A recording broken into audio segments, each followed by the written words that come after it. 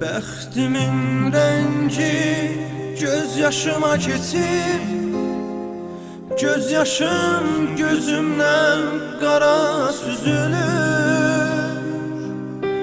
Yanan ürəyimə yağışlar yağır, bu qədər göz yaşım hara süzülür. Qarşılaş mənimlə gözlərimə bax, gözlərdən ürəyə baxış yolu var. Bir də ki biz niyə ayrılmalıyıq, hər bir çətinliyin çıxış yolu var. Səndən uzaqlaşıb getdim yollar, sənə nə etsəm də məni gətirir. Allah da istəmir ayırsın bizi, gecələr yuxuma səni gətirir.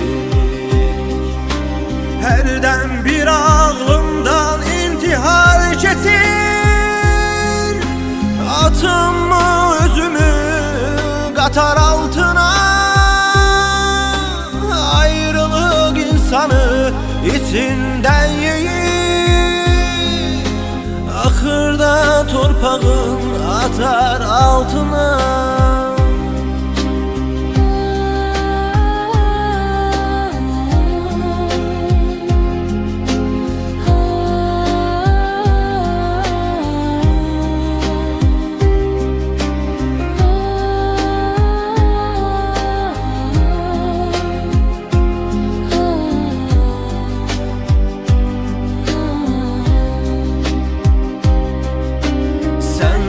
Uzaqlaşıb getdim yollar, sənə nə etsəm də məni gətirir.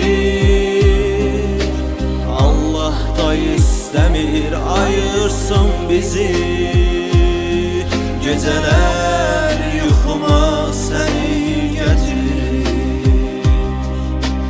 Hərdən bir ağlamdan intihar keçir, atımım özümü qatar altına. Ayrılık insanı içindən yeyib, axırda torpağın atar altına.